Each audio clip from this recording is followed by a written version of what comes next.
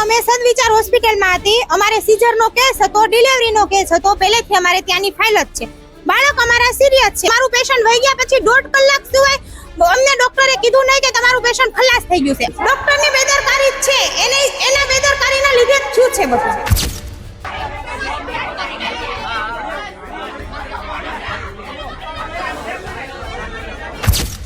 નમસ્કાર, આપની સાથે હું આકાંક્ષા. તમે જોઈ રહ્યા છો ઓવર રાજકોટ. સુરતમાં જોડિયા બાળકોને જન્મ આપ્યા પછી માતાનું મૃત્યુ થયું હતું અને પરિવારે હોસ્પિટલમાં હોબાળો મચાવ્યો હતો.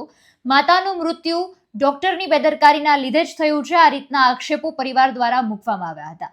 ઘટના બની છે સુરતમાં. મૂળ અમરેલીના અને સુરતમાં ઘણા લાંબા સમયથી રહેતા સણિયા હેમાદ વિસ્તારમાં ઓમ રેસિડેન્સીમાં રહેતી 30 વર્ષીય નિકિતા કે જેણે જોડિયા બાળકોને જન્મ આપ્યા બાદ તેની તબિયત બગડી હતી, તેને આઈસીયુમાં ખસેડવામાં આવી હતી અને રાત્રિ દરમિયાન તેનું મૃત્યુ નીપજ્યું હતું. નિકિતાને સિઝેરિયન ડિલિવરી બાદ 2 જોડિયા બાળકોનો જન્મ થયો હતો અને ત્યાર પછી તેની તબિયત બગડી હતી.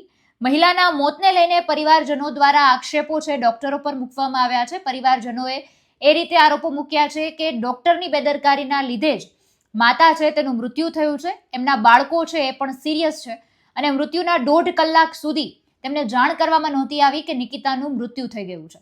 એ જે ડોક્ટરની વાત કરવામાં આવી રહી છે, જે હોસ્પિટલની વાત કરવામાં આવી છે, એ હોસ્પિટલનું નામ છે સદવિચાર હોસ્પિટલ.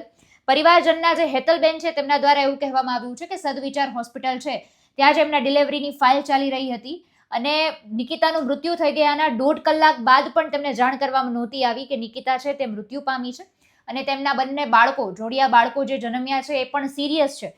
એ રીતની વાત તેમના દ્વારા કરવામાં આવી છે. જ્યારે તેમણે ડોક્ટરોને આ બાબતે પૂછ્યું હતું તો કાલના 6 વાગ્યાના અમે અહીંયા છીએ, તેમને કોઈ પણ પ્રકારનો ન્યાય મળ્યો નથી અને એ સાથેની માંગણી પણ કરવામાં આવી છે કે જ્યાં સુધી તેમને ન્યાય નહીં મળે ત્યાં સુધી મૃતદેહનો સ્વીકાર કરવામાં નહીં આવે. વધુમાં તેમણે એવું જણાવ્યું હતું કે ડોક્ટરની બેદરકારીના કારણે જ આ બધું થયું છે અને ફાઇલ પણ તેમને આપવામાં નથી આવી. બાળક હાથમાં આપ્યું ત્યાં સુધીની ટ્રીટમેન્ટ એમની પાસે જ કરાવી છે અને કોઈ ડોક્ટર પાસે ગયા નથી.